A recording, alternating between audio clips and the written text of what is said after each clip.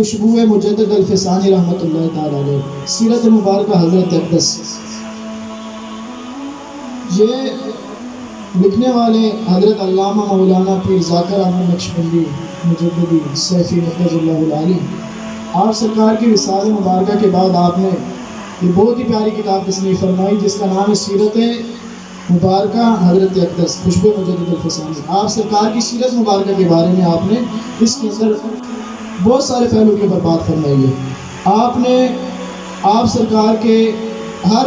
مطلب کہ جو ان کے ساتھ معاملات رہے، جو مریدین متعاقدین آپ سرکار کے ساتھ رہے، جس طرح آپ سرکار نے آپ حضرت اقدس نے اپنے مریدین کی تربیت فرمائی، اس حوالے سے آپ سرکار نے اس میں بات فرمائی ہے۔ تو آج میں کوشش کروں گا کہ چند حوالے اس کتاب سے دے کے اپنی بات کو اختتام کی طرف لے جاؤں۔ جب کہ اللہ کا کامل ولی ہوتا ہے تو اس سے کرامات کا ظہور بھی ہوتا ہے۔ یہ بات بھی مشاہدے کے اندر ہے کہ جب اللہ کا کامل ولی کہیں تشریف فرما ہو تو اس سے بعض اوقات کرامات کا ظہور بھی ہوتا ہے۔ تو ایک کرامت آپ نے تحریر کی ہے، اس میں لکھی ہے، وہ میں بیان کرتا ہوں۔ آپ لکھ رہے ہیں کہ حضرت اقدس رحمۃ اللہ تعالی علیہ کی کرامت مبارکہ، وہ فرما رہے ہیں میاں والی کالونی مومن آباد میں خانقاہ کی تعمیر کے دوران شدید بارش ہوئی۔ ابھی دیواریں کھڑی ہوئی تھیں کہ شدید بارش کے باعث ارد گرد کے مکانات گر گئے اور اس دن محفل بارش میں ہی ہوتی رہی۔ دوسرے دن حضرت اقدس رحمۃ اللہ تعالی ہم نے رب سے یہ دعا کی تھی کہ اللہ عز و جل اس خانقاہ شریف کی حفاظت فرمائے۔ آپ حضرت اقدس رحمۃ اللہ تعالی فرمانے لگے کہ اگر ہماری خانقاہ کی دیواریں گر گئیں تو ہم پھر کبھی خانقاہ نہیں بنائیں گے۔ آپ سرکار نے کیا فرمایا کہ اگر ہماری اس خانقاہ کی دیواریں گر گئیں تو ہم خانقاہ دوبارہ نہیں بنائیں گے۔ اللہ رب العزت نے حضرت اقدس رحمۃ اللہ تعالی علیہ کی دعا کی برکت سے خانقاہ کو محفوظ رکھا، اور کچھ عرصے بعد وہاں کی خانقاہ شریف حضرت اقدس رحمۃ اللہ تعالی علیہ نے صوفی آصف جلیل نقشبندی کو دے دی، آپ سرکار کے خلیفہ ہیں، اور فرمایا کہ یہ جگہ تمہاری ہے، اور آپ حضرت اقدس واپس مجاہد کالونی تشریف لے گئے۔ یعنی حضرت اقدس رحمۃ اللہ تعالی علیہ کو اللہ تبارک و تعالیٰ کی بارگاہ میں وہ قرب حاصل تھا کہ جو بھی بات اللہ تبارک و تعالیٰ کی بارگاہ میں عرض کیا کرتے تھے تو رب تعالیٰ ویسے ہی معاملہ فرماتا تھا جیسے کہ آپ سرکار کا گمان ہوا کرتا تھا۔ آگے بات چلتی ہے۔ حضرت اقدس رحمۃ اللہ تعالی علیہ کا اپنے پیر کے آستانے کا ادب، ہر بندہ جب اپنا شیخ اپنے پیر و مرشد کی بارگاہ کا ادب کرتا ہے تو اللہ تبارک و تعالیٰ پھر اس کو معرفت کاملہ عطا کرتا ہے۔ تو جب اتنا اللہ تبارک و تعالیٰ کا کامل اور بڑا ولی ہے، آپ خود اندازہ لگائیں کہ وہ اپنے پیر و مرشد کے آستانے کے کتنے باادب ہوں گے، کتنا ادب کرتے ہوں گے۔ حضرت اقدس رحمۃ اللہ تعالی علیہ فرمایا کرتے تھے کہ جب اپنے پیر و مرشد کے آستانہ باڑہ شریف پر حاضری کے لیے جاتا ہوں، یہ پشاور کے اندر ہے، وہ اس وقت کی بات ہے، تو وہاں ادب کا بہت خیال کرتا ہوں، یہاں تک کہ وہاں اگر سخت سردی کی رات ہو تو تب بھی یا ویسے بھی رات گزارنے کے لیے کسی قسم کے بستر کی کوشش نہیں کرتا، نہ ہی کمرے میں سوتا ہوں، نہ ہی گرم پانی لینے کی کوشش کرتا ہوں، جو مل گیا سو کھا لیا، جہاں جگہ مل گئی سو گیا، ٹھنڈے پانی سے وضو کر لیا، رات کو صرف اپنی چادر اوڑھ لی اور عام مریدین میں بیٹھ کر لنگر کھاتا ہوں۔ یہ میرے حضرت اقدس رحمۃ اللہ تعالی علیہ کا اپنے پیر و مرشد کے آستانے کا ادب ہے۔ جبکہ دیکھا جاتا ہے کہ بعض خانقاہوں میں مریدین اور خلفاء اپنی عزت و احترام کے لیے بڑی جدوجہد کرتے ہیں کہ وہاں کے خدام اور پیر کے صاحبزادگان کو خوش کرنے کے لیے بڑی بڑی خدمتیں کرتے ہیں اور نظر و نیاز بھی پیش کرتے ہیں، تحفے تحائف لے کر جاتے ہیں، وہاں کے خلفاء کی خدمت الگ کرتے ہیں۔ یہ سب اس لیے ہوتا ہے کہ آستانے میں ہمیں کسی قسم کی کوئی تکلیف و پریشانی نہ ہو، آرام دہ کمرہ ملے، اچھا کھانا ملے، اچھا بستر ملے، پانی ملے، وہاں کے خادمین ہماری خدمت کریں، الگ کمرے میں بیٹھ کر کھائیں، کیونکہ عام مریدین میں کھانا ان کی تو توہین ہوتی ہے،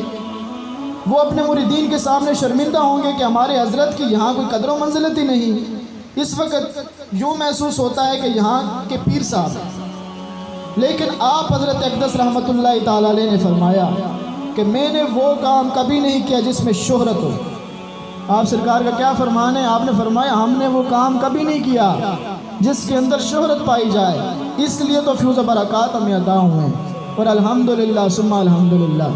حضرت اقدس رحمۃ اللہ تعالی علیہ کے آستانہ مبارک کراچی کے اندر مومن آباد میں آج بھی یہ میرا دعویٰ ہے، جو بندہ یہ چاہتا ہے نا کہ کسی کامل ولی کے اس فیض کو دیکھے کہ جو آج بھی سینوں کو روشن و منور کرتا ہے اور آج بھی ان کے قلب کو اللہ تبارک و تعالیٰ کے ذکر کے ساتھ منور کرتا ہے، تو میں دعوت دیتا ہوں اس کو کہ وہ وہاں جا کر دیکھے کہ اس ولی کامل کے آج بھی فیوز و برکات ویسے ہی ہیں جتنی اپنی حیات مبارکہ میں وہ لوگوں کو فیض دیا کرتے تھے۔ آپ حضرت اقدس فرمایا کرتے تھے کہ میرے مرشد گرامی حضرت مبارک صلی اللہ علیہ وسلم کی نظر فراست تھی کہ جب بھی اپنے مریدین کے لیے ارشاد خط لینے کے لیے جاتا ہوں تو صرف نام لکھ کر جاتا ہوں تو مجھے ارشاد خط مل جاتا ہے۔ یہ آپ کی جو ہے اپنے پیر و مرشد کے ساتھ ایک قرابت، ایک قرب کی ایک یہ دلیل ہے، تو مجھے ارشاد خط مل جاتا۔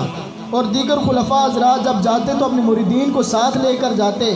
ان کا باقاعدہ انٹرویو لیا جاتا، اگر کامیاب ہو گئے تو ارشاد خط ملتا ورنہ واپس ہو جاتے۔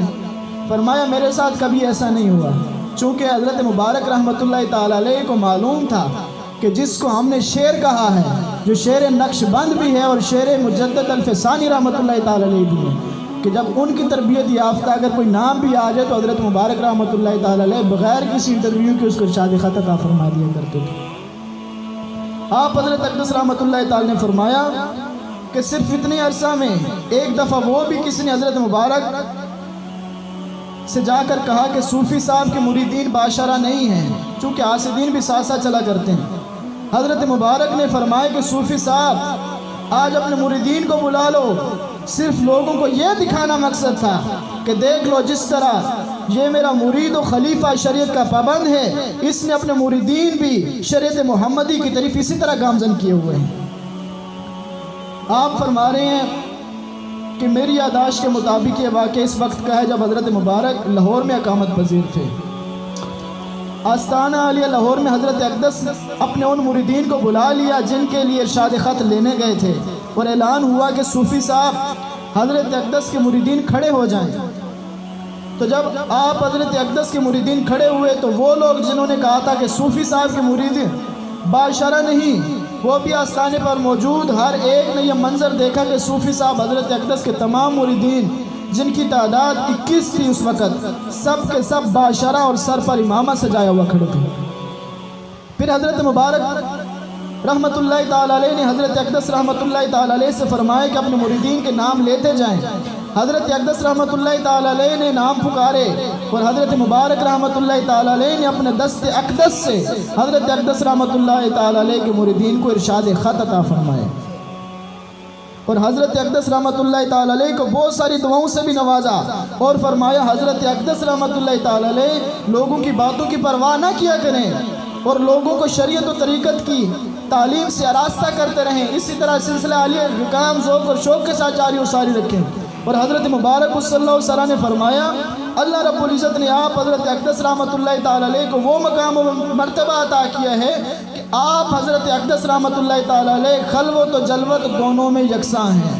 یعنی اللہ تبارک و تعالیٰ نے یہ وہ مقام و مرتبہ میرے حضرت اقدس صوفی باصفا حضرت صوفی نثار الحق صاحب نقش بندی مجددی سیفی رحمۃ اللہ تعالی علیہ کو عطا فرمایا تھا کہ ان کے پیر و مرشد نے ان کو یہ فرمایا کہ آپ کی خلوت اور جلوت دونوں یکساں ہیں،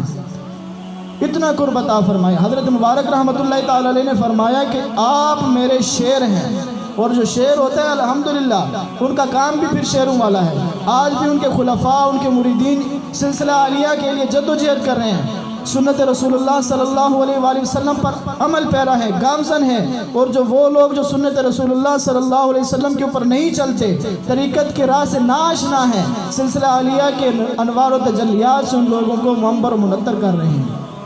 اللہ تبارک و تعالیٰ نے ایسے کامل ولی کی نسبت ہمیں عطا کی ہے، تو ہمیں بھی چاہیے کہ اس ولی کامل کی اس نسبت کو غنیمت سمجھیں۔